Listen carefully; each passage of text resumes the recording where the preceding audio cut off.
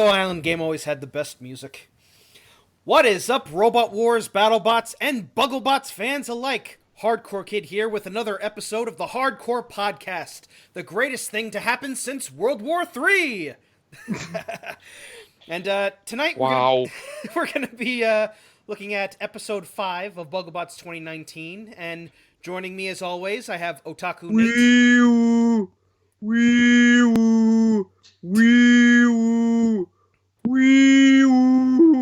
Nate. I got him to work. Hi, how you doing? You alright over there, Nate? I'm sorry, just recuperating. This is my second time doing something for this channel. I recorded something earlier with Rara Granger that we're going to release as a bonus episode where the two of us talk anime and stuff. Will this lead to something else? I don't know, but I hope it does. So, who do we have on the guest list tonight, Nate? Well, first up, we have the long-awaited return of one half of the Bugglebots commentary team and part of the Monsoon team from BattleBots, the return of the raging Scotsman, Alasdair Sutherland. Good evening, Internet, or morning, or afternoon, whenever the hell you're going to listen to this. I hope you don't mind the raging Scotsman moniker. I have been called far worse. Yeah. It's just... I had to work in that robot combat name somewhere. Yeah, well, you know, Alasdair has been known to blow fire out of his breath when he gets angry. Just a smidge, just a little bit. And who's our other guest, Nate? Well, as you can guess from my little intro that I did, we have one of the most animated Roboteers this season, and about with a fan favorite, even though he has yet... Did he win a fight in series 1? I haven't rewatched it. But, yeah, he did. Well, yeah, they did. He may not win often in Bugglebots, but hot damn if him and his robot aren't entertaining. Please welcome Greg Cathalina from WeWoo. Hey, hello. Hello. It's great to have you on the show. It's good to be here. We're big fans of WeWoo, and I understand for season 2, you brought multiple versions of WeWoo this time? Yeah, well, what we did is we brought the versions that we had at season 1, and we built 2 new ones with weaponry. And so instead of having just 3, we had 5. Wow. 5 robots in total, yeah. Was there a what was the 5th one? Did it have a certain type of weapon on it? Well, you have to imagine that what Cosman has done. For season 1, he already had 2 Wiis. He had one with forks and one with a plow, and I just brought one Woo along, which was modular by itself, so I could fit it with forks or I could fit it with a plow, depending on the opponent. And so we already had those 3 robots, and then for season 2, he decided to build a spinner because we wanted to have both robots with active weaponry, and since I very much enjoy control type bots, wanted to have a grabber, so that's what I did. And what transpired were the 2 robots that you saw in the losers melee, but I think I'm jumping the gun a little bit by talking about that. That's all good. So Cosman wasn't with you on the team because he had Daedalus with him. So you got a super replacement in Razor Dave Weston. How was he to you? Was he a good teammate? Yeah, well, I mean, he's a great bloke, and he's already got the experience with Clusterbots, seeing that he was one of the drivers of Crackers and Smash in the reboot of Robot Wars, so he was already at the event, so it was pretty much perfect for us to for him to be the replacement driver, and he did a good job. Yeah. Nate, you got any questions? Yeah. So you said you brought 2 versions of WeWoo this time around. Hang on, I'm trying to get the words out right now. Actually, what was the inspiration behind WeWoo? I guess I should ask. It's a bit too full, really. I mean, starting before season 1, we were playing with the idea of building a beetleweight cluster bot, and actually wanted to make it both entertaining and also make it reasonably competitive as well. So simply bringing it to the attention in this weight class. And we also looked a little bit at, I think it's in the hobby weights.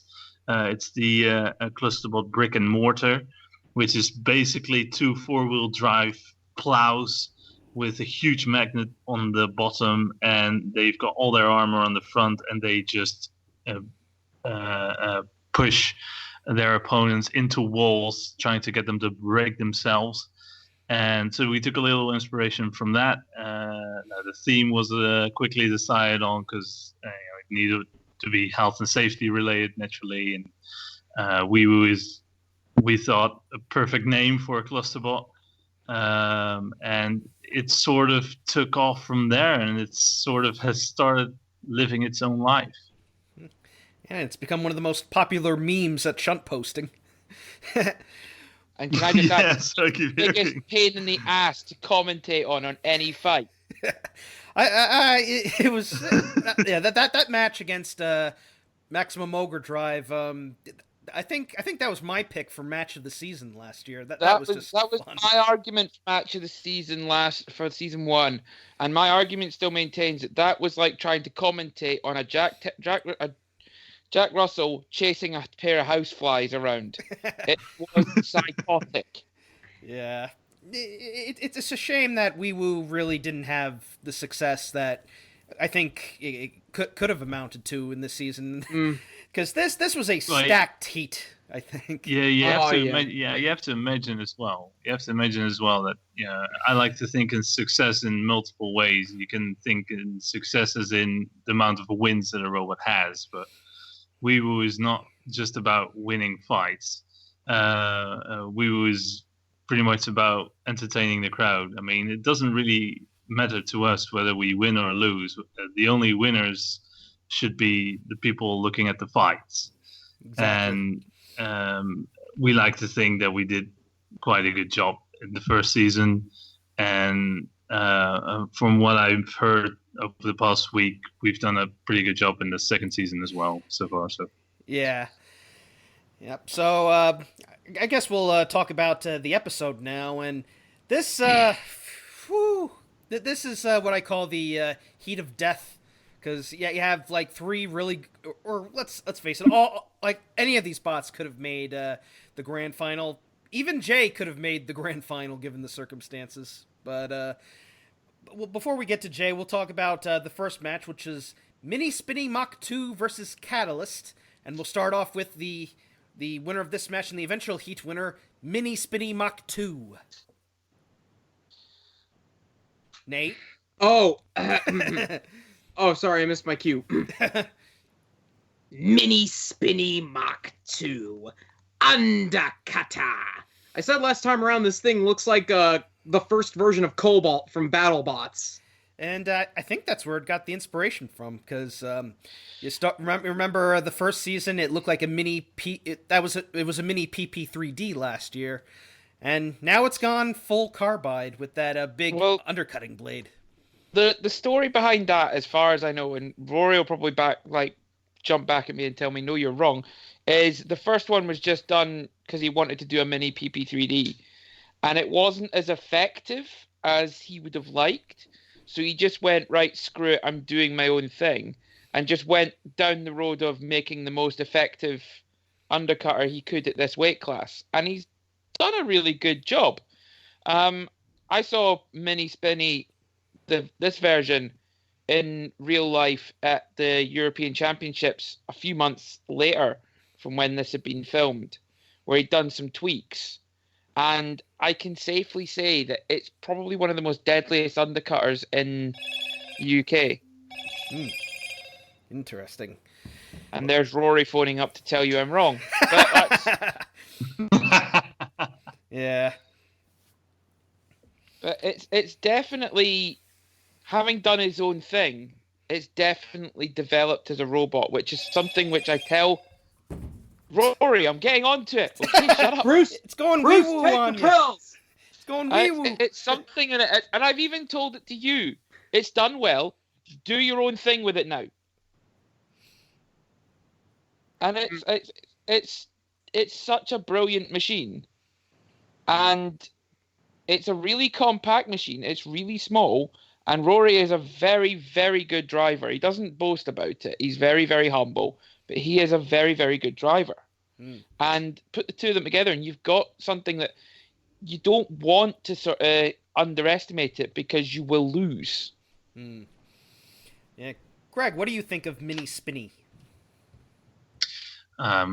Mini Spinny, I think for this heat was pretty much one of the most overlooked machines. I mean, if we look at how people were gauging the heat before it aired, I mean, it wasn't even in the top 3 of robots that people thought would win it. I mean, people just overlook it. And I think the first fight against Catalyst really showed that this was a force to be reckoned with.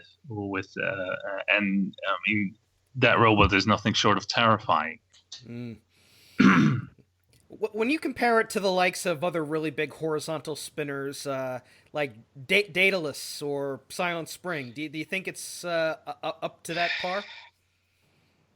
Well, you can't really compare it to Daedalus, because Daedalus is a nuclear bomb in a suitcase. But and we'll get to that another time. But I think Silent Spring is a good comparison, because I mean, Silent Spring's been going since about the time Moses brought down the 10 Commandments from the top of the mountain, and Silent Spring was sat there on a bench somewhere. As he was doing it. That's how long this thing's been going. But every single time I see a video of Silent Spring, it's been tweaked. And that's exactly what Rory's done. He's gone back and he said, right, what worked, what didn't work. And he's binned what didn't work and ran with what did. And it's a really good way to develop a robot. Don't just sit there. A lot of people, a lot of builders, new builders especially, are really guilty of this. Is they see what someone else has done and go, I want that. And so they go off and try and shoehorn that into their robot. And then they see someone else's and they're like, I want that too. And they try and shoehorn. And suddenly they're overweight. They can't make it work. Just focus on what you've got. Tweak one bit at a time. Don't change too much. And that's what Rory's done.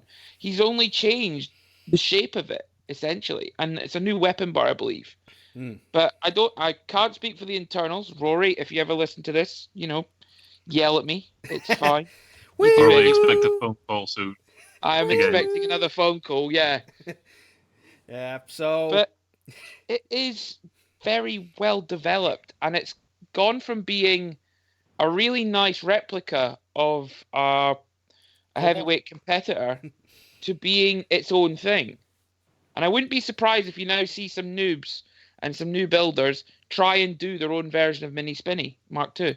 That'd be nice. I've always wanted to see more variety of like undercutters over in the UK circuit, because I think now that the Beetleweight class is developing over there, it's very interesting to see what kind of unique designs or kind of ways with the tech that they put into their bots. And Mini Spinny, I thought, did a really good job with it, and that's why they won their heat. It's also interesting to see what the meta is in the UK compared to what it is in the US, because I know for a fact that in the US, a lot of our Beetleweights don't have the pokey sticks on them. Yeah. The Lance of Doom. The Lance of Doom. I will always call them pokey sticks and nothing more. Sometimes you call them hockey sticks. No, I will always call them pokey sticks or lances. Lance. Yep, so, yeah, that pretty much covers it for Mini Spinny. So, we'll talk about its opponent, Catalyst. Catalyst. Forward flipper. Yay, it's a baby firestorm. It, honestly, though, again, another horrible comparison. You want to know what the design reminds me of? What? Maximus. That one bought from the New Blood. Well, you know the big difference between Catalyst and Maximus? Catalyst could had more speed to it, but Yes. yeah, it all depends on what drive motors you're using. But Catalyst, I think it's such a shame that that they ended up going to the pit because I thought it was a solid machine. I mean, it was taking the hits against Mini Spinny, and then the link fell out. Or no, did the link fall? What happened? Because link didn't fall out. It was one of the capacitors of the speed controller was broken off. It was a speed controller. He even stated that the lights were still on. It still had power. Yeah. From what I could see, the lights were on, but no one was home. Thanks, Jonathan Pierce. Yeah, I'll be here all week. Try the fish.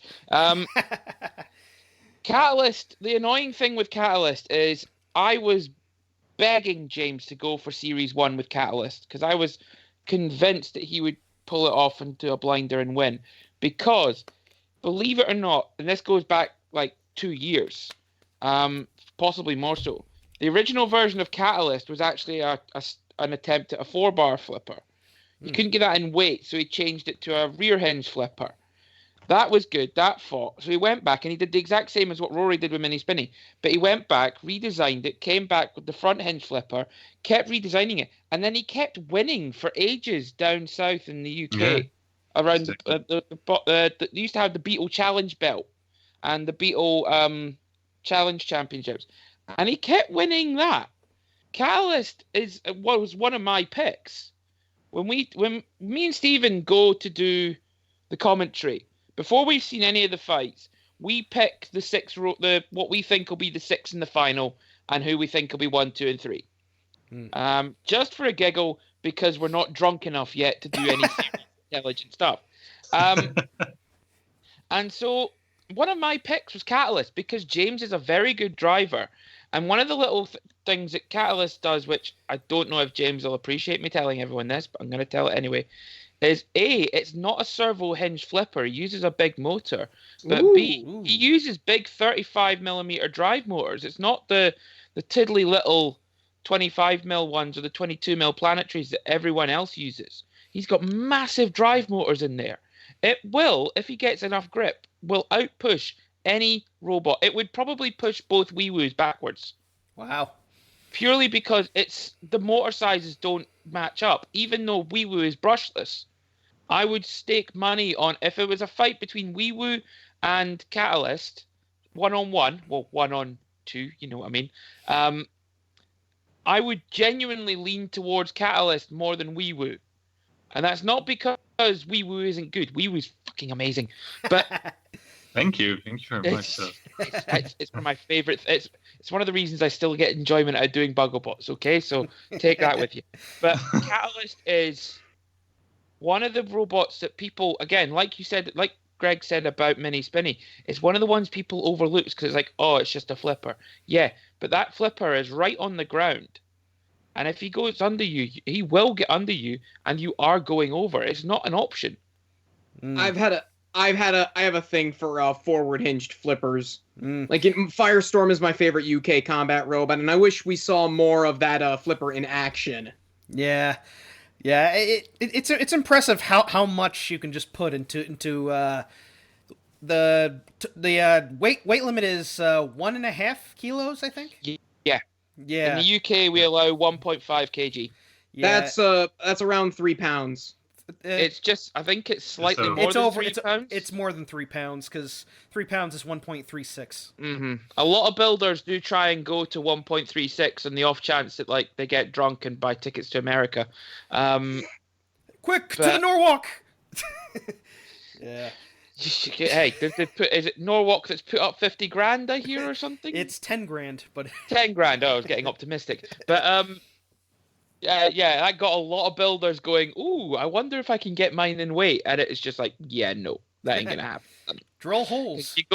If you go over there, you have to deal with the fact, and this is one thing that I've always found really interesting compared to UK builds. One is you will have to deal with 1,000,001 kinetic kit bots and all the Weta kits and Yeah. all them ones. Excuse me. Secondly, you guys have access to way more levels of like machining and printing than we do. Getting things like even just onyx printing, like the carbon fiber nylon stuff, that's still quite expensive and hard to get in the UK. There's not many companies that will do it. There's a couple that I can think of off the top of my head, and one of them's still only based in Europe. Whereas you guys, I mean, it's like everyone, I think every builder at one point was just like, hey, I'm going to buy a Maker Forge. Why? Because he's got one.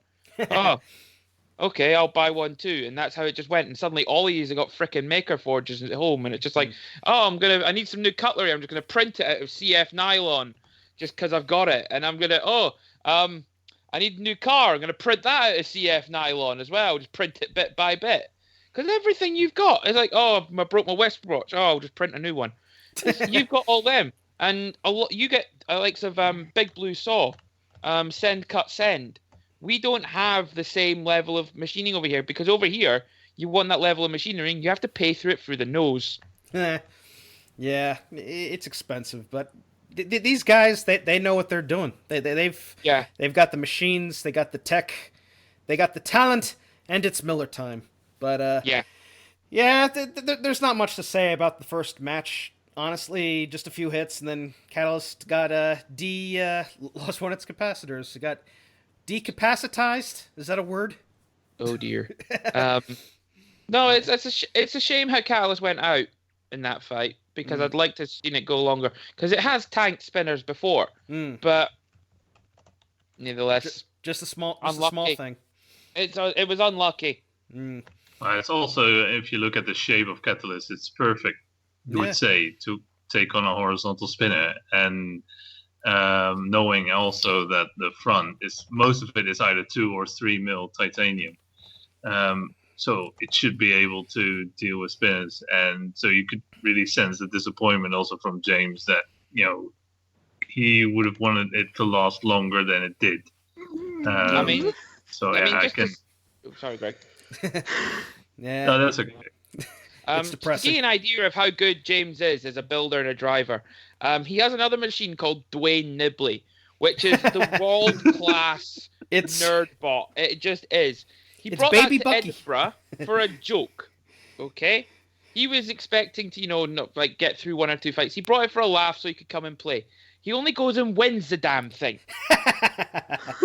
And the thing is, and Greg was there. Greg will back me up on this. He fought every big spinner that was there. He beat Daedalus in the final. I saw that match. In the final. Beat Night Fury, which was one of the ones from the concussion teams. Damn, bless him. Finally built a frickin' Beetle. It's only taken him 4 years.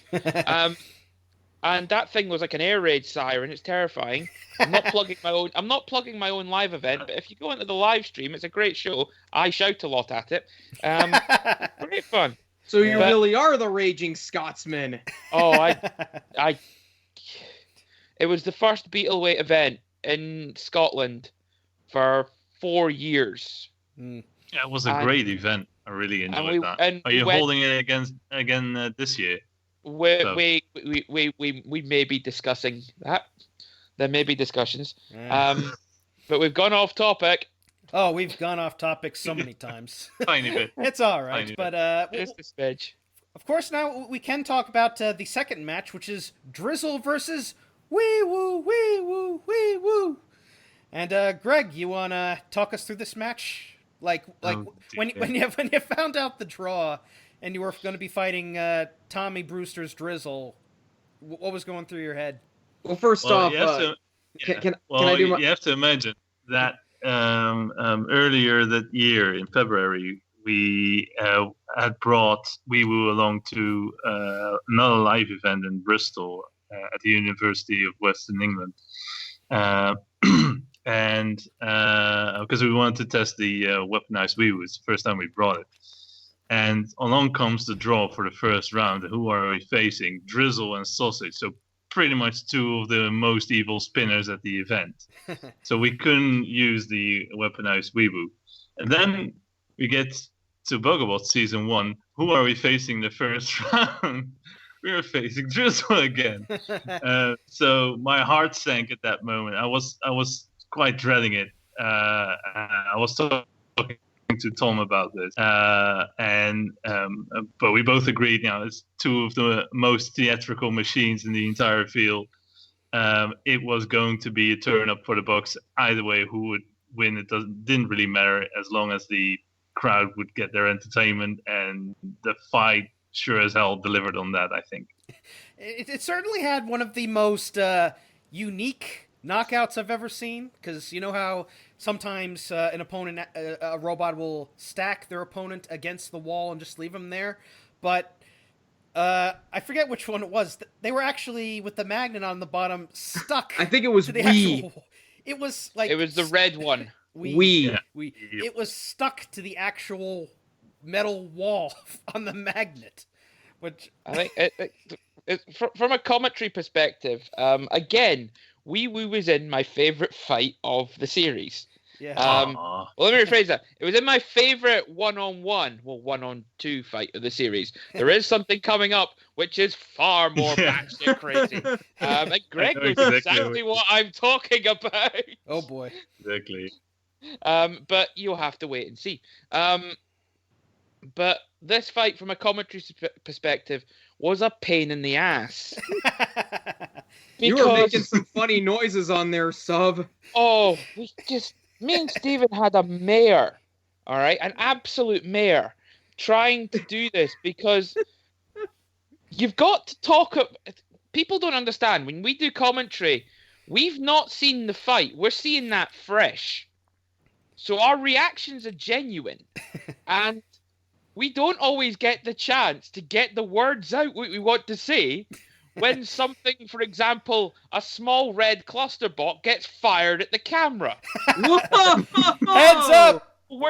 I was trying, in the raw cut, I'm trying to say something, and then literally all you hear is me and Steven going, "Whoa!" And we on that fight, and I would have to check with Joe, but we must have maxed out the numbers on that more than anything we'd done up to that point. We kept having to move the mics away from us a little bit because we were getting very excited. And it was such a great fight. Because on the one side, you've got Drizzle with, besides Daedalus, was probably one of the biggest weapons there. It's the biggest vert there. I would go as far as to say it's the second biggest spinner there. Because I don't really count Halo as a standard spinner. I kind of as a melty brick. That's a different thing. And Daedalus is just stupid. Cosman, I love him. He's wonderful. He's such a nice guy. And he is, hand on heart, he is one of the nicest guys you'll ever meet in your life. But god damn, he can build some scary things. Yeah. Would you say he's maybe the or no? I was gonna say the UK equivalent of Ray Billington, and I realized, oh yeah, Dave Moulds exists. But yeah, you have to. Cosman doesn't have the attitude as well. Yeah. You have to also take into consideration that Cosman has done a lot of research and development in brushless technology, in brushless drive, and brushless weapon mowers. And I think the reason that lots of the designs are becoming as good as they are at now, part of that reason is Cosman, because not just because of the research that he does, but also because he is the man to beat. He single-handedly causes everyone to up their game, because otherwise you're just going to end up in bits. Yeah, that's not so we are greatly indebted to Cosman. Cosman is Cosman, and the thing is as well is there are some builders out there, they know who they are, and they're not just in this country, they're in America, they're in Canada, and they don't like sharing what they've done. They don't like sharing it with people because they're like, oh, you're just going to copy me. Do your own thing. Learn yourself. And on the one hand, a good magician never reveals his secrets. A good magician never reveals his secrets. A better magician teaches others to pass on to the next generation. Oh, That's one in good the one, ribs, Sub. David Copperfield. Because I have very little time for people that won't make the time to help someone who's new. I will be the first person to put my hand up and say, as far as I'm concerned, brushless is magic. I don't understand it. I don't get the witchcraft. All I know is that you plug bits in, they spin, and you get a lot of power for not a lot of weight. Magnets. I have got a set of the same drive gearboxes, because I bought a set off of him that Cosman runs in Deadless. I've got a set that I'm playing with at the moment. And first of all, his machining is freaking amazing. It's like beautiful. It's pristine. It is practically art. Secondly, he is way smarter than he ever gets to make out to be. He is way up there. And it's like, the first time I actually saw Cosman was season 1 of Bugglebots, and he seemed like the sidekick to Greg, maybe. And then you see some of the other bots he's built, and he's built some monster machines. Like I remember he built that drum spinner that was in the Drum versus Wedge Rumble. That was X301. That was the first European Beataweight champion, I believe. I'm disappointed it wasn't in Bugglebot Season 1, because that thing got a huge hit that sent one of the bots out of the arena. And I would have loved to see it compete and knock some bots. But at the recent Euros, right? This is a story. Greg, were you at the Euros? I can't remember.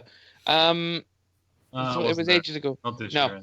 Well, you know, oh yeah, I can't remember. But basically, at the end of it, before the finals, while they were giving time for the finalists to get ready at the Euros, they opened up the arena to Gladiator, which is every robot that is still functioning can go in. And everyone was queued up to go in.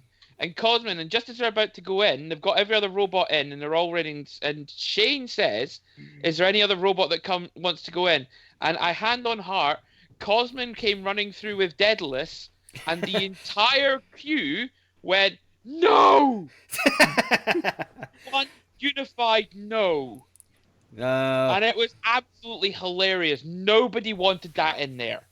Well, Daedalus is fundamentally terrifying. X301 is fundamentally insane. And his featherweight X303 is possibly one of the scariest sounding things I've heard in a robot arena. Go ahead, Nate. There was only one person who wasn't afraid of Daedalus at Bugglebots. And that was our very own other Nate. Yeah, other Nate. Yeah, but nobody wanted to fight Cosman. Cosman didn't want to fight Thunderchild. A weakness has been spotted. So sorry. No, Wedge has been spotted. Wedge. But you know my argument on that one. Nate, which hit in this match did you pick for the John Reed good hit of the night? Oh boy, I'd have to watch the fight back, but the one used in the teaser where Woo gets flung right at the camera. Yeah. That has to be the one. Didn't it touch the ceiling, or was that the second match where that happened? I think it was it was Wee that flung someone. I think it was Jay into the ceiling. Wow. It was Catalyst getting flung. Fired. Catalyst at the camera, the Lucid Melee.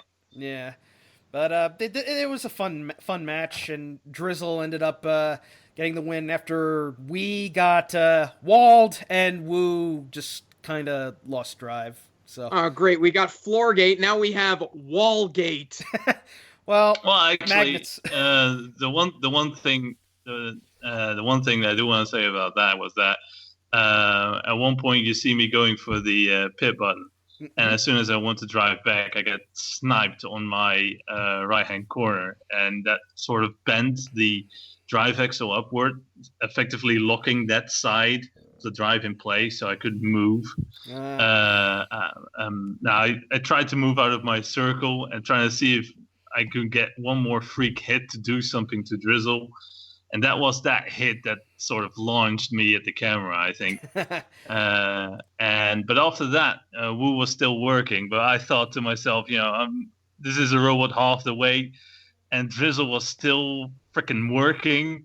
So, it's probably best to just let it go and let myself be counted out, because we had to lose his melee still to go, and Tom really deserved a win after self-righting successfully a couple of times. He really deserved that. Fine. Yeah, but it was a fun match, and my pick for match of the night, maybe match of the season, although we do have the 10-way coming up, and we've seen the teaser for that, and it looks monstrous. Oh boy. But we'll move on to the third of the first round matches, and wait, can I get my introductions before we move on? Yeah, get your introductions in. Drizzle, self-destruct bot. And Wee Woo? Wee Woo, police bot. All right, and now we time to get a little wasted and hit a little bit of the bubbly with Bourbon 2 versus Jay, starting with Bourbon 2. Bourbon 2. Yeah, Robert will instantly say it's like the cookie and not like the drink. Immediately when I don't think I've ever had any bourbon biscuits, if I must be honest. I just took They're great. I've had some bourbon at the bar, though. That's good stuff. I have a bottle of it here. Usually before every podcast, I drink some Fireball. Gets any anguish out of me. I drink White Claw because I'm going low carb. Yeah. So Bourbon 2, you know me, I love a good drum spinner. But this one seemed a little unsteady, maybe, because in the first match, it looked like it was having trouble with part of its drive. It was able to get some hits in on Jay, and then just kind of maybe little hunky. But I thought it had a solid match against Jay, and then in the second match, just kind of self-destructed. So I don't know, but what happened? Bourbon. Yep. The thing with Bourbon is, it is a genuinely deadly weapon. First time I saw it would have been 2016, and Rob put it into the Beetle Arena with what was left of an old featherweight chassis and an old transmitter. And the weapon, it had thinner teeth then, and he was still able to, when it got a bite, it was throwing the featherweight weapon, the featherweight chassis, clean into the air. And it was smashing it off the roof. It was smashing the transmitter off the roof as well. It was it's a genuinely deadly weapon. It's a hub drum. It's not got a belt system. It's got a hub drum. He's actually got it in there. And he's really refined it. And the drum is getting better and better. The problem is what he's attached it to. And he's trying to have his cake and eat it too. Because he's trying to have a very well-armored, super nasty drum bot. And in Beatles, you have to compromise. You have to take a step back and say, look, if I want a nasty weapon, I've got to be made of tinfoil. Yeah. And he's again, it's something else. He's developing it. He's another person that's, again, developing this brushless drive. He's been playing with it for a long time. And he's getting closer and closer. But every time he takes a step forward, something else doesn't work. But I've always maintained, when he gets that right, Bourbon's going to be something you don't want to fight. And the sides, the handrails, they're made out of aluminum? The frame is made out of aluminium. The sides, I believe, are Hardox, which is like hardened wear plate. But I may be wrong on that. They may just be thick mild. I'm not entirely sure. That's a question for Rob. Rob, if you do decide to listen to this, answer the damn question. Yeah. But Bourbon is, again, it's one of those ones where it's a bit like Razor Series 2 to 4. Lots of power, and it's such a brilliant piece of engineering, but there's always one little bit that kept letting it down. And then I am positive once he nails it, that he's going to have his Series 5 moment, and he's just going to go through everyone, and then never be as good again. And then I'll go. You could already see that in the second round fight in Heat 5, I think, because you could see the speed and the power of the weapon of Bourbon 2 in its fights against Mini Spinny. You could see what it could do in that fight. It's just, I think, I do think with some little touch-ups, he can make a real beast of a machine and win many championships to come. But it's like this is the second version, so I think with some touch-ups and maybe a Bourbon 3, he could have a real monster. I think it's about the 5th version of the second version, but yeah. so it's Bourbon 2 version 5. Something like that, I'm sure of it. Yeah. It's just he's done so many versions of it now. It's just it's like Leveler 2 version 10. Yeah, but it's a shame that it went out, but it still managed to hold up well against the invincible cherub-powered wedge of J. Brick. Brick by brick, talk by tick. No matter how thin, that wedge is extra thick. I mean, yeah, that's pretty much a great description of how to describe Jay. It just was a solid lump of metal with some motors attached. Hey, Father Jack, we found your brick. Feck it, fed up with brick. I mean, if nothing else, they could have used it to prop the door open when it was hot. That would have been a good opening. Jay, what did I think of Jay? It's a first. I believe this was her first bot, so it was a good starter for her. Because I love a robot that busts a bracket, and Jay, I think in this series was the ultimate bracket buster. How dare! I mean, yeah, you're right. Just seeing the chat go haywire when it beat the robots that it did. I mean, even its builder will. Well, actually, I don't know because I don't know her. But there's a lot of people who stand up and say it had no right to beat a few of the robots it did. It shouldn't. In my opinion, it should not have beaten Drizzle. I mean, it did fairly. I'm not debating that. But on paper, there is no way that should have worked. You don't belong here. It was just. It's just crazy. Jay-Z, I think it was something like a 6 mil thick front end. I mean, I've not actually seen the thing. I mean, Greg, you've seen it firsthand. Yeah, well, it's got Hardox on the front. I mean, the wedge that you see, that's Hardox. The rest is mild steel. So it's not completely built of Hardox. But I think the fight of Jay against Drizzle and also the other fights had, it goes to show that part of the beauty of robotic combat is also that it's very unpredictable, and you can see that there's also a bit of luck involved, and if there's enough good amount of luck, then you will win fights like these. And apparently that happened for Jay, which is, of course, very cool. It doesn't detract from the fact that Jay was genuinely very reliable. I mean, it just kept taking the hits. I mean, I was sitting front, right, and center for this particular match, and it was just amazing to see it just keep tanking the hits.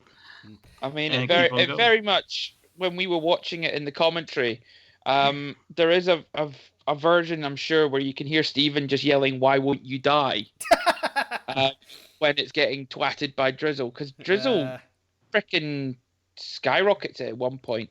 But Bourbon, I think Bourbon got unlucky because Bourbon, if it had gotten a decent bite, if it got the other wheel off, Bourbon had it. I mean, that's a given. But it did even have it. It then, got the win.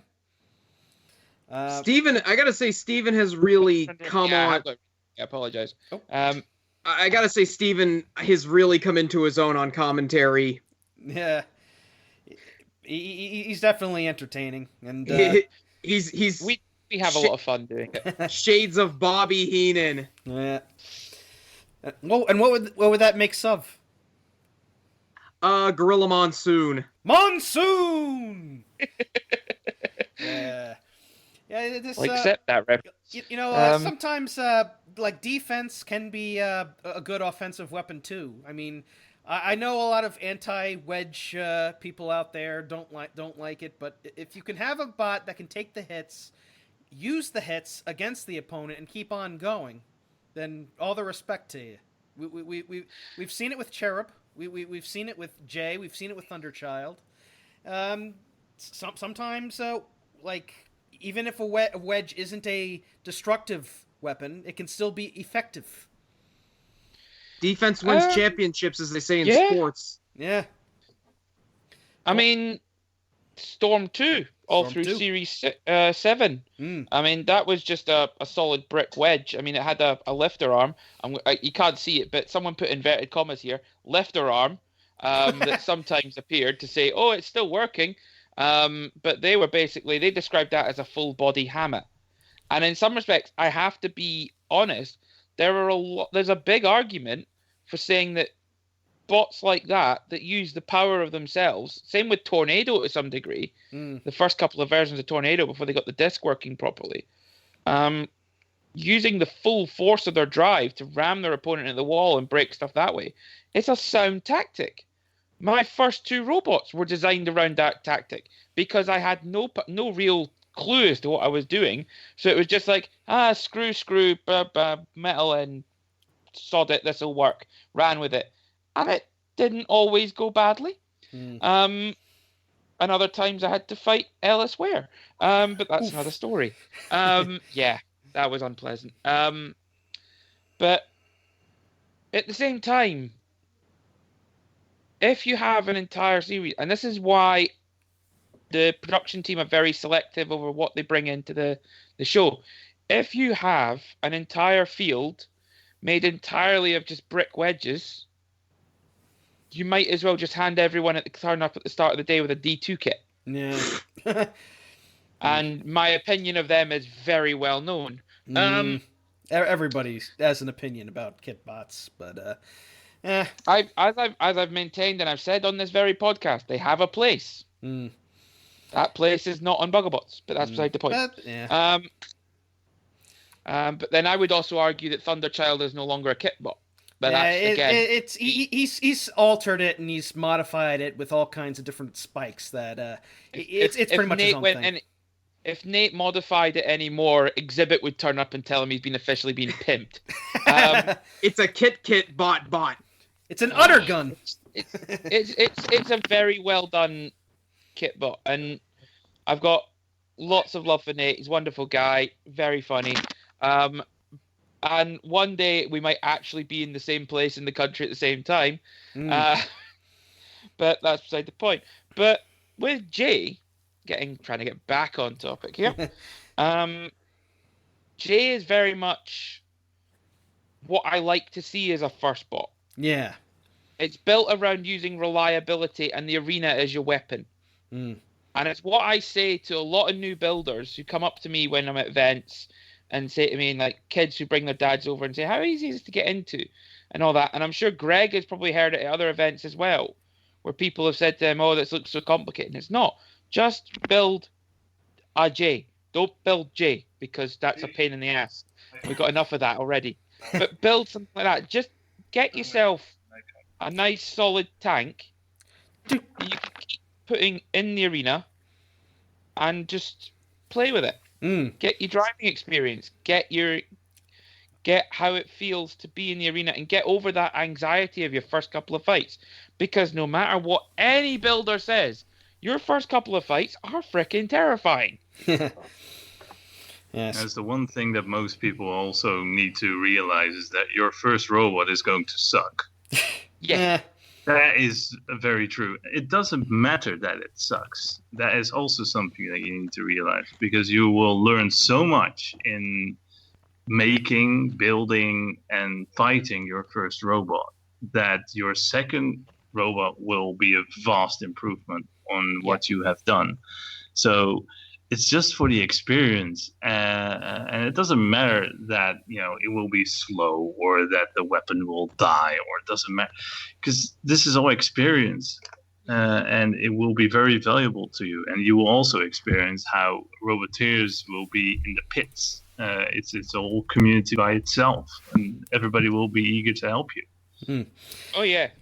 My first event I met was when I first met the likes of Dave Weston, Sam Price, Jamie Mahargan, all that. And after they had a good giggle at how I'd managed to get 2 bits of 4mm steel onto a beetle weight, and then was using a battery which most of them would use in a featherweight. Yes, I did that. Don't laugh. Actually, no, do laugh. It's bloody funny. But I managed to get all that in because you have no concept of what you actually need.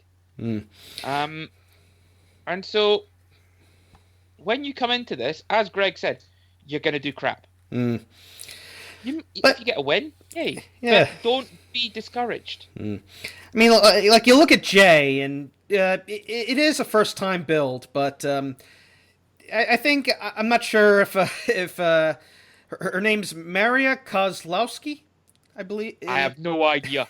I'm to terrible the at names. website. I'll get. I'm already looking at the name. I'm the expert at pronouncing foreign names around here. I watch enough hockey. I know them. Yeah, so if you watch the NHL and you see all these guys with the most craziest names ever. Maria Kozlowskis. Ah, very nice, comrade.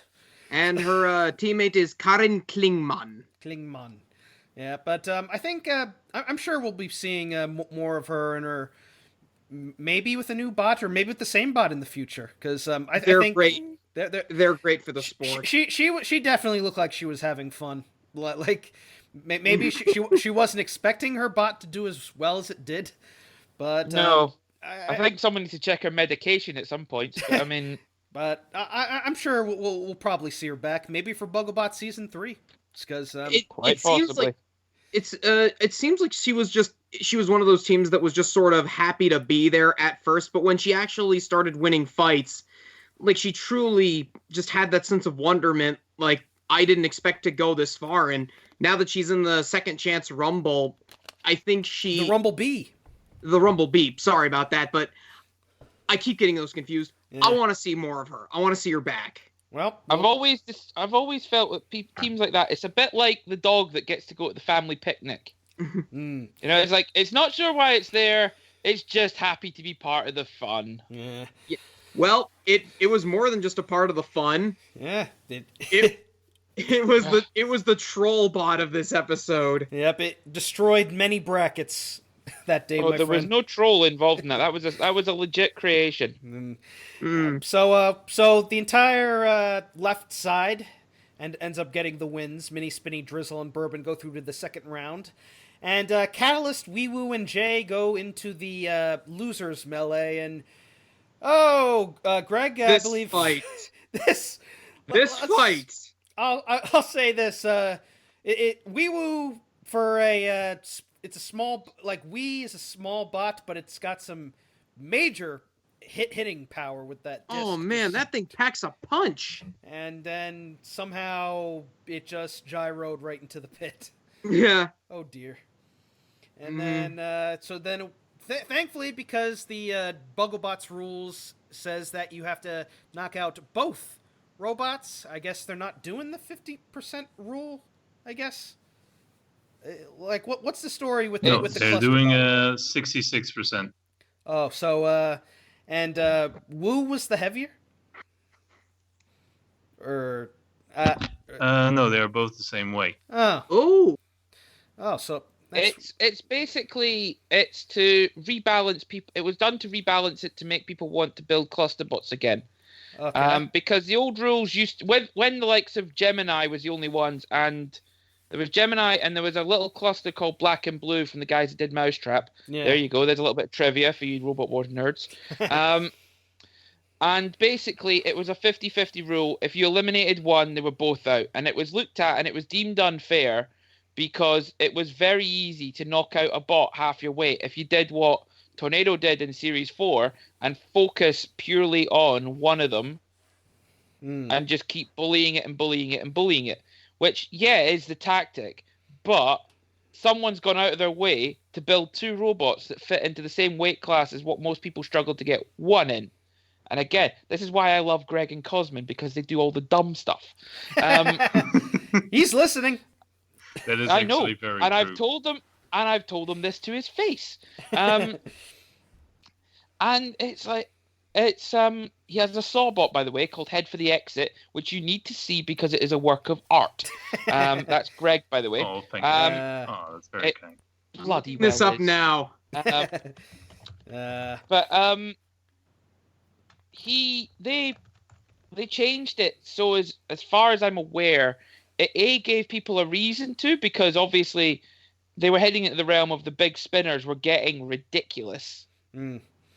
And as you can imagine, I mean, there are a few cluster bots in the world that can take Tombstone, or why actually that Crash and Burn comes to mind. But if you take Crash and Burn did that by having 2 very well engineered machines. Mm. Now, you take that and scale it down. You got to remember, physics doesn't scale. Yeah. This is the thing that people don't seem to grasp. The big bots, yeah, they dish out big hits. The little bots, they can do as much energy as some of the bigger classes. Mm. But they're half the weight, or 1/10 of the weight. So they have to try and handle those impacts at a much smaller scale. Mm. It's the best way I've equated it to someone else is imagine getting a toddler group and putting them in the front row against the San Francisco 49ers after they've just done every steroid known to man. Sounds like a Rugrats episode to me. And then they've told San Francisco 49ers front row that those kids have all their money. That's the kind of sort of level of impact we're talking about here. Mm. And the fact that, and it's, in the case of the which round is it? Is it Woo, the Woo spinner, Greg? Wee's the spinner. Wee is the spinner, sorry. Woo is blue, just remember that. Woo is blue, yeah, I need to remember that. Right, okay, Woo is blue. Woo. But in the case of the spinner on Wee Woo, it's not only got to survive its own impacts from when it hits stuff, it dishes it out. And it's like, it's dishing out the same power and hits as some of the bigger verts, as we saw. Yeah, just seeing Catalyst flying through the air was truly remarkable. And Dave was doing a good job, and then at some point the pit got opened up, and he just gyro danced right into it. But Dave has been doing this since the dawn of time. You should know about that big hole in the floor, Dave. Well, you say that, but then Dave is one of the best drivers in the UK. His featherweight Satanics is terrifying because it does about 90 million miles an hour. And he's used to driving ant weights. He does very well in the ant weights on a regular basis. And they're even more fiddly if you've ever seen some of them fights. Yeah. So he is very good. And he just got really unlucky because he's not used to driving verts. He's used to driving axes and pushers wedges. And axes, yeah. And extremely high-speed rambots in the case of Satanics. But he did a fantastic job with Wee Woo. Wee. Oh, sod it. Okay. I'll get it wrong a million times, okay? I'm sorry. And he did a fantastic job with it. And it's entirely not his fault. No. I will state that on record. To be fair, I think it's more of my fault because we're doing quite a good job actually of fending off the 2 heavier robots. I mean, he was bashing around Catalyst with the spinner, and I was pushing around Jay, trying to get it where I wanted it to go. And at one point, I decided, hey, the pit is available. Let's open it. And if you review the footage, you can see that merely seconds after I open it, Dave gyros into the pit. So it was a bit of friendly fire.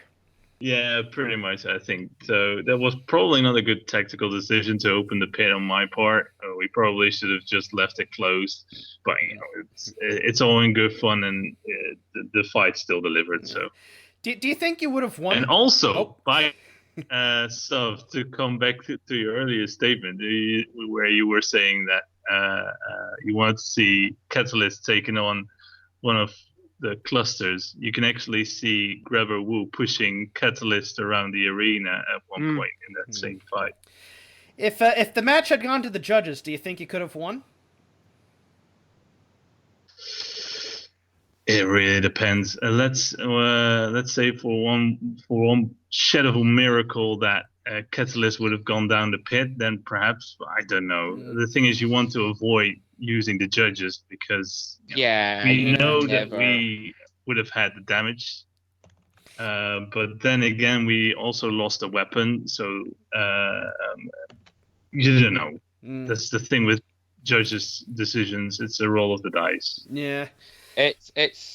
You have 3 minutes. Yeah. If you do not get a knockout in 3 minutes that goes to the judges, you really, really want to sit there and just be like, please let me have done the right thing. Please let me have done the right thing. Because you never know. What you see, what the audience sees, and what the judges sees are 3 entirely different things. Yeah. That is very true. I've had fights where it's happened, and then I've had to go back and watch them because I'm like, right, what actually happened there? I was totally focused, because you focus on driving.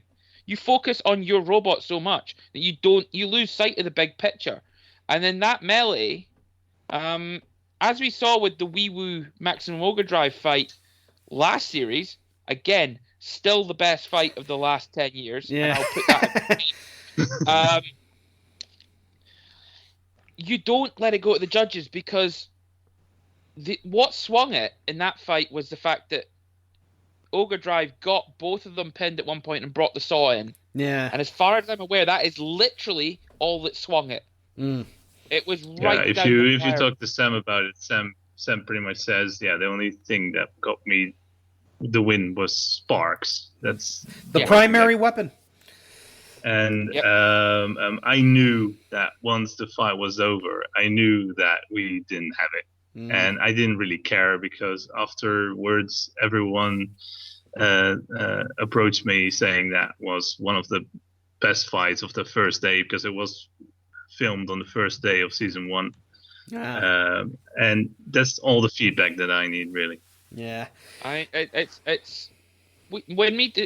Whenever we do commentary, me and Stephen, we can usually chew through an episode in about an hour. Whenever we do an episode with Wii, we have to take more breaks, because we are actually nuking our voice boxes trying to keep up with it. How Greg and whoever's driving with it keep up with the damn robots, I swear to God, get them drug tested. But it's amazing, and they are always fantastic fights to watch because they're psychotic. Watching Wii in a melee with 2 other bots, the commentary on that, I think we ended up doing that 3 times because we kept talking over each other, because we kept spotting bits that we'd missed. And there is, again, the raw edit will have, again, us yelling as Catalyst gets catapulted into the roof by Wii. Wii! I got it right. Yay! Got it right. Note in your calendar, I got it right 1 time. Yeah. And it's like, I maintain fully and utterly that Wii is one of the most entertaining robots in Bugglebots, and in the Beetleweight community as a whole in Europe. Yeah. And I will put that in paper money. Okay? So I'll argue that with paper money, okay? That's how much I love these little things. And I'm not just saying that because he's on. I'll say it to his face. I'll say it to anyone who ever wants to talk about it. I still use that fight, the Ogre Drive Wii fight, as an example of how insanely exciting Beetleweights can be. Yeah, and like I hope to see Wii come back if there is a Bugglebot season 3. If there is a Bugglebot season 3, Greg, would you apply for it? Yes. we we have some plans already in the pipeline. Well, we all hope to see you back, and but we will see Wee Woo in the Dung Beetle Rumble, I believe. Mhm. So That's gonna be a fun match. yeah, lots of bots. Oh, by the way, I should mention, I have a name for this fight. What do you call it? Luigi wins by doing absolutely nothing. Yeah. Yeah. Basically what happened was the match was decided We when spent more time talking about the robots than we did the actual fight. yeah, well, That's because there wasn't a fight. it was a fight. We was getting hits in, and then it ended up dancing into the pit, and then Catalyst unleashed Maximum Reed and drove both Woo and itself into the pit, leaving Jay as the winner. The best example I can give of that is 3 kids having an argument in the playground, and the teacher taking away the 2 that are casually sort of headbutting each other, and the one that started it all just standing there going, "I'm better than you," and it's just that's all it was. All they one little nudge, and it's like to Jay's credit, it was very tactical. It was a nice way of just let them beat the snot out of each other, but at the same time, grow up here. It was it got a little. It got the look of Cherub on its side, but Just a little bit. yeah, it happens. But it's a shame because Catalyst and Wee Woo were. I would have liked to see them go further, but you know what? It's both the luck of the draw and the luck of not driving into the pit. But yeah. That so Jay ends up getting the place in the second round, and the next match I believe was Mini Spinny versus Bourbon. Was it? It was. Yep, and battle between 2 nasty spinners, and it was shaping up well. Both bots exchanging hits, smacking into each other, and then Bourbon got drunk and self-destructed. Just flipped itself It didn't over. actually self-destruct. I mean, it got a Mini Spinny got a huge hit in, splitting part of Bourbon's chassis, and then the drum of Bourbon sort of released itself, flipping the entire robot. Oof. And they showed the damage right after the match, and it's like an inch wider now. Just Yeah, it was Bourbon absolutely looked like a insane. banana.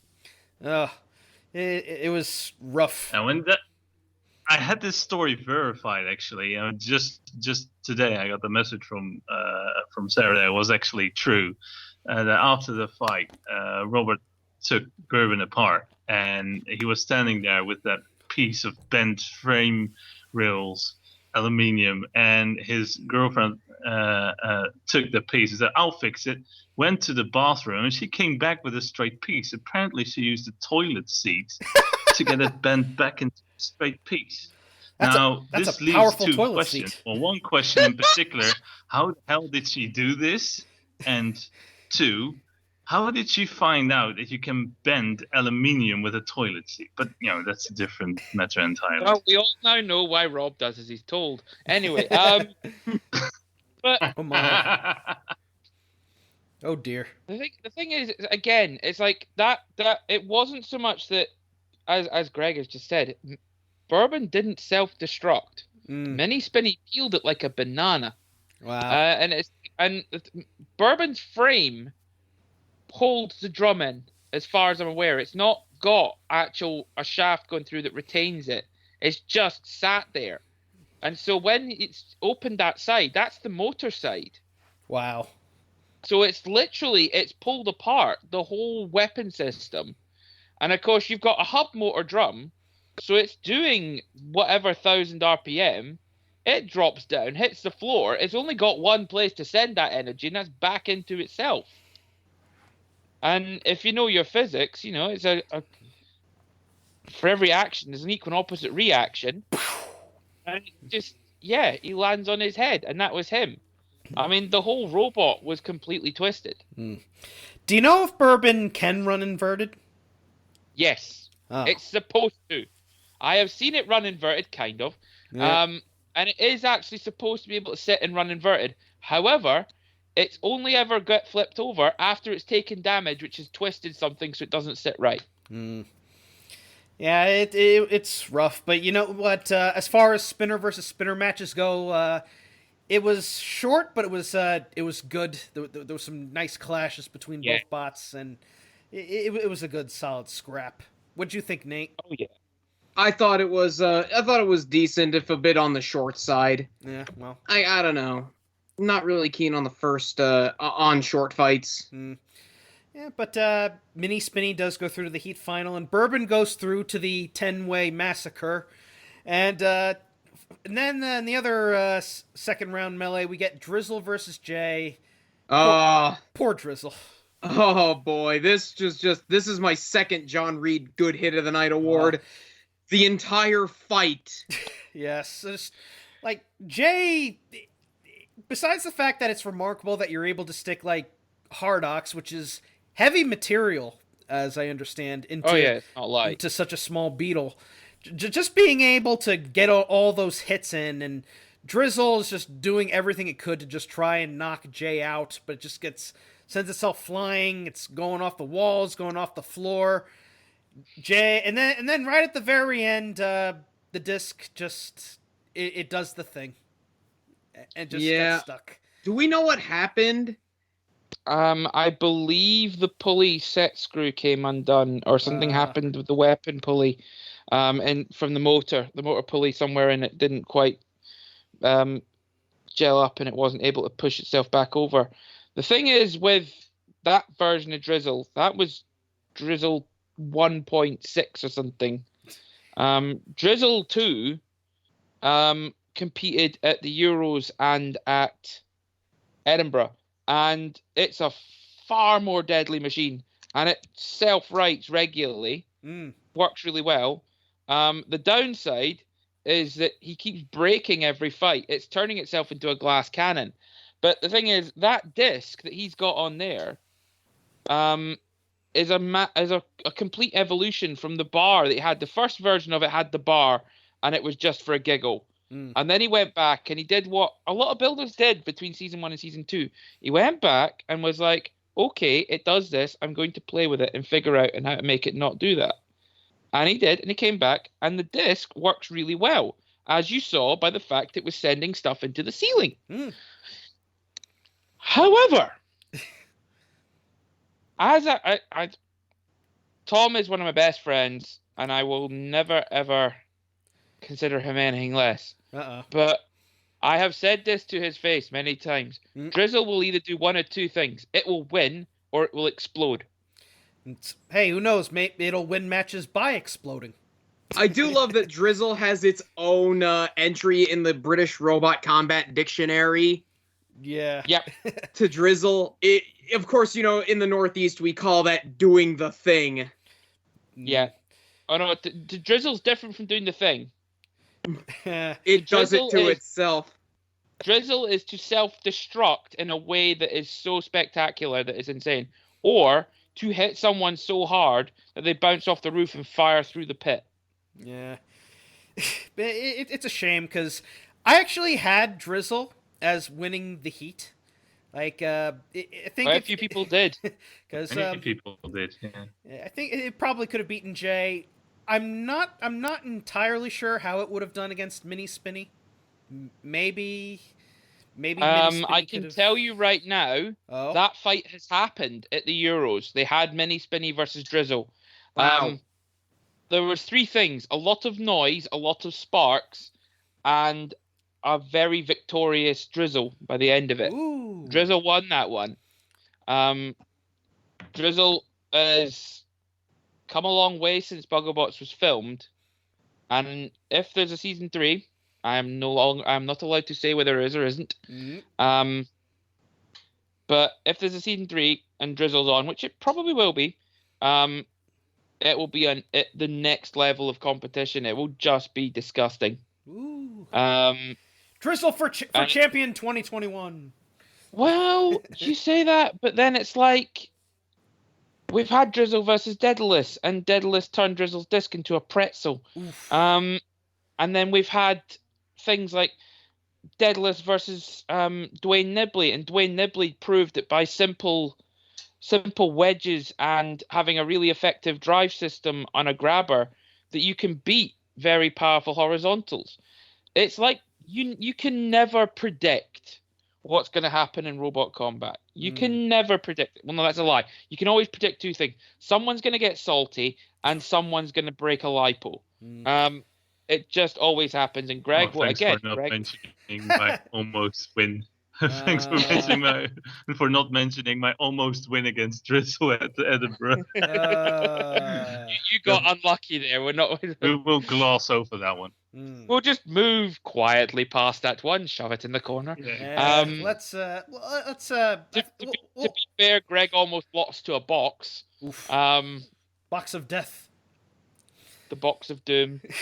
Yeah, but like as far as it was another fun match, and Jay towards the end also lost a wheel, and but I think it was still technically more mobile than Drizzle, so I guess that's why they gave Jay the win there. Drizzle was being counted out first, but also if you look carefully when you see the wheels falling off and you see the look on Tom's face, it just sums up the whole level of like if he had just self-righted once more, he'd have probably won that because Jay would have gotten immobilized from being counted out. Yeah. So it's just like it happens. It's like what ifs, but close is only good in horseshoes and hand grenades. Yeah, but Drizzle that they do go into the 10-way, and Jay, the unlikely winner, makes it through to the heat final, and it was here where their luck unfortunately ran out in this episode because they got Mini Spinny, who was not taking any of Jay's JBS. JBL, but and just took Jay apart, and that was pretty much it. Yeah. I don't know what broke internally because it lost drive as well completely. It lost a wheel. Yeah, it lost a wheel, but she can crab walk that. She's quite good. She was quite good at that, as you saw in the first fight she had. So I don't know what's actually died because she was wiggling the sticks and nothing was happening. So there was more to it than just a lost wheel. No.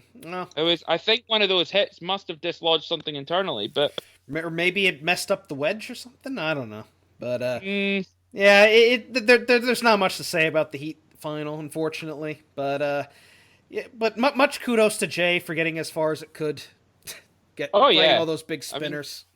But it summed up beautifully that you never underestimate anybody. Yeah, but Mini Spinny, I'm happy to see that they like. I was a big fan of Mini Spinny Mach 1, even though it had problems, but I thought it was definitely a really cool looking PP3D Junior. And with Mini Spinny Mach 2, they've got a very effective blade on it, and they're now a grand finalist. So I can't wait to see how well they do in the grand final. So, what do you think, Nate? Sorry, what was the question? What do you think? How well do you think Mini Spinny will do in the grand final?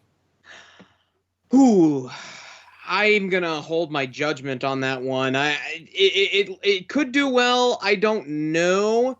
Like this final is really gonna be hard to predict. Yeah, because since this was Heat 5 and since they're now doing a double Rumble format, they have to decide on a sixth grand finalist, and I think it's about time we gave our predictions. Alasdair and Greg, I know you guys were there. You can't spoil anything, but we'll give quietly. No. I don't want. You need to see this shit. We'll give our predictions. Like as far as my predictions for the Rumbles go, first off, let's talk the second chance Rumble looks like absolute chaos. You've got let's see, we've got. I'll do it. We've got Halo, Sir Lancefrog, Gear Down for What, Wayo, The Apprentice, Unconscious 514, Annie Are You Okay, Daedalus, Drizzle, and Bourbon 2. Yeah, and also they all have to fight to see who gets to be in the Rumble Bee, consisting of Rust in Pieces, Lame Thart, Jay, Claws 2, and Phoenix, which, like last year I was excited for the Rumble Bee, and now looking at this Rumble Bee, it's one spinner, a flipper, a couple wedges, and some claws. And meanwhile, you look at the 10-way, and it's Spin City. It's going to be insanity. Oh my god! This is real. Rumble is not just Spin City; it's death. Oh, this is really hard for me to predict because I said in the last episode that everybody's going to be coming for Daedalus. I have a feeling Daedalus is just going to execute Order 66 and just kill everybody. I don't know. It's really hard for me to call. Everyone's coming for Daedalus. That's like running at a freight train with a butterfly net. Oh my goodness! It's just. It's not a thing a smart person does. It's just I can't.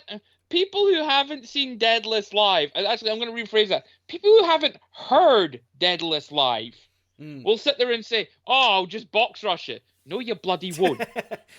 And I can imagine you recorded the last episode as well, right, Suv? So yeah, how much fun was it having to do commentary over these rumbles? The rumbles were pain. The rumbles were pain and suffering. Me and Stephen gave up and we're just like, there's stuff happening there. Oh wait, there's stuff happening there. Something's happened over there. Something's dead. We're trying to keep up with this, but I'm going to have an aneurysm. Get him a coffee and a bed. It's like commentating the Royal Rumble, but with 10 times more cocaine. That's pretty accurate. It was Rumbles. Sometimes I've watched this on a few live streams now. You get people do Rumbles, and the commentator, you just sit there and goes, I can't figure out how to follow this, so I'm just going to shut up. And it's like, no, well, you're not doing your job then, you fool. It's basically, I would love to come and do commentary in the US for some events. That'd be hilarious. Yeah. Mainly because no one would understand what the hell I'm saying. But basically, when we did commentary on the Rumbles, and then we went back and did commentary on the Rumbles again because we kept spotting things that happened, and it was trying to follow the chain of events. It's like a Rube Goldberg machine. When the ball rolls down the ramp, knocks the cup falls down. It's like trying to follow that, and it's trying to follow the path of what's breaking what is very, very difficult, especially when you put in the ring Deadless, Halo, Wild, Drizzle, and then it's just madness. It's like, shut the door, just everyone take a deep breath and take one step back, because it's going to break something. When we did Edinburgh, we did something which a lot of streams don't tend to do, and we put a microphone inside the box. Oof. So you couldn't hear anything, just loud noises. No, you can hear the commentary. We had a really good setup for the live stream in that at Edinburgh. It was brilliant. Greg will vouch for how good Edinburgh was. Shameless plug. But we put a radio mic actually inside the box, which I don't think has been done at many events. And so it really gave us a sort of, I mean, it's all been edited so you can still hear me, you can still hear yourself think. But it really lets you hear how loud some of these things actually are. Because when they do the audio, usually it's on a really crappy mic and it's through the polycarb. And so it's all muffled and you're just like, oh, that's loud. This time you can sit back and go, damn, Daedalus is terrifying. And then you hear Night Fury spin up and go, we're being bombed. It's an air raid siren. But I actually thought that was happening, because there's, of course, the story around Bugglebots Season 1 where the fire alarm went off. So, I'm sitting there in the pits at Edinburgh, and I'm hearing this loud wails. I immediately go, "Hey, the fire alarm has gone off!" And then I look at the screen. Oh no, it's Night Fury in the arena. So Wow. I was already almost on my way to the emergency exit, and then it was just another robot in the arena. Glorious. Yep. So I'm definitely looking forward to seeing the grand final on Monday. Nate. Not the final one. Oh, just the whole thing. As far as my predictions goes, like I said, maybe Daedalus will murder everybody and make it through to the grand final. As far as who wins the whole thing, you know me. I'm an American. I'm definitely picking Thunderchild because I have faith in Nate. He's fought some of the most powerful spinners in the world, and I think he has a good chance of, at long last, getting a U.S. win on UK soil, since we haven't had one since, what, Panzer? Tyrannobot? But, yeah. What do you think, Nate? I'm gonna go with either Thunderchild or Splody Boy. Ah, all right, so... Or if it somehow wins its Rumbles, Daedalus. Yes, so we're definitely looking forward to it. We will be doing a review of it. We'll have other Nate, and we may have a special guest joining us, too. So, we might have even one more. So definitely looking forward to it. But Greg, it was good having you on the show. Yeah, thank you very much. Yep, we're big fans of Wee Woo, and we hope to see more of it in the future. My parents love Wee Woo too. Very good. Okay, say hi for me. Yeah, and Suv, it's always good to have you on. You always have a lot to discuss, which is good. Well, it's fun. Yes, It's nice to put things in perspective for people. Yes. So, yep. Until the grand final, I am the Hardcore Kid. I'm Otaku Nate. I'm a slightly sober Suv. I'm a sober Greg. Peace out. And when I say woo, you say wee. Woo. Wee. Woo. Oh, you did it the wrong way. Oh, I'm so embarrassed. All right. Greg, From the top, Brandon. From the top. Shall I do it? Greg, Yeah, when I say we, you say ooh. We. Woo. Woo! There you go. Yeah.